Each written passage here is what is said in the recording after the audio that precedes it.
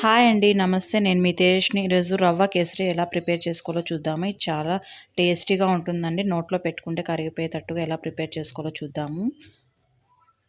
కొలతలు తీసుకుంటే ఖచ్చితంగా రవ్వ కేసరి సూపర్గా వస్తుంది. ఒకసారి మీరు కూడా ట్రై చేయండి.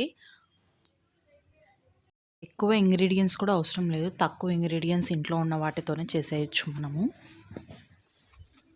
రవ్వ కేసరి ఇంకా ప్రిపేర్ చేద్దాం పదండి.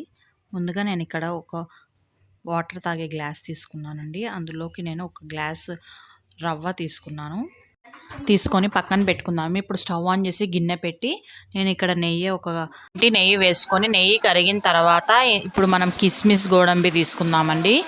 అవన్నీ బాగా వేపుకున్న తర్వాత ఇవి ఒక ప్లేట్ తీసుకొని అందులో పెట్టుకుందాము. ఇప్పుడు రవ్వ తీసుకున్నాం కదండి, అదే నెయ్యిలోకి వేసి సిమ్లో పెట్టుకొని రవ్వని బాగా వేపుకుందాము. సిమ్లో పెట్టి అది వేగేలోపు మనం పక్కన స్టవ్ మీద గిన్నె పెట్టి 1 గ్లాస్ షుగర్ తీసుకొని గిన్నెలోకి వేసి దానికి తగ్గట్టుగా కేసరికి సరిపోయే వాటర్ అండి. ఇక్కడ నేను 3 గ్లాసెస్ వాటర్ వేసుకుంటాను. బాగా బాయిల్ 3 గ్లాసెస్ వాటర్ తీసుకున్నాను. బాయిల్ అయ్యేటప్పుడు నేను ఇక్కడ ఫుడ్ కలర్ తీసుకున్నానండి. అది ఒక చిటికెడు వేసుకుందామండి. అది వేసుకొని బాగా మిక్స్ చేసుకుందాము.